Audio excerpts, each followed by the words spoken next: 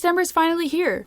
Firehaven is buzzing with monsters, precariously decorating the island with smumpkins and gourds, and of course, preparing for a giant feast.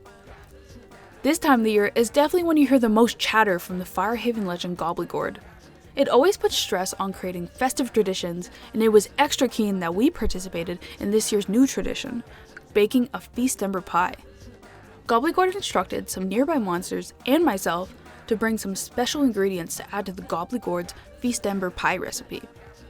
Never have I seen a Gobblegourd bake, but it did insist that it had it under control. Since my recent adventures to Firehaven with monster handler Jen, I brought back Gobblegourd a clavy cactus for my contribution to the mystery pie. Bazinga showed up with some vegetables from its Orn of Plenty, Train bought some fruits and veggies from its harvest basket, and Barb came back with some colorful gourds. After delivering the ingredients, Gobblegourd flew into a frenzy. A blurring scene of flying food, clanging pots, and loud noises. I had to duck and find cover when a crazy smumpkin came right at my head.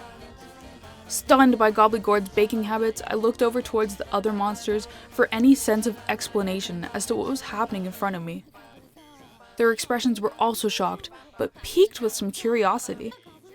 With our shared concern, a silence washed over us, and Gobblegourd gobbled out to look at its new creation.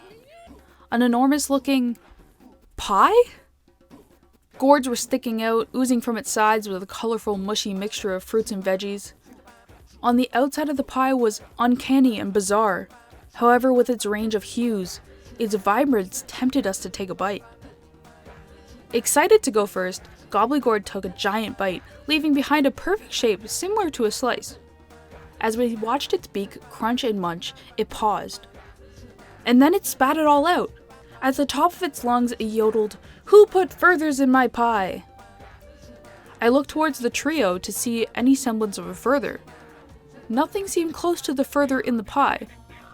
Upon closer inspection, the resemblance of the further matched towards its owner, Gobblegourd.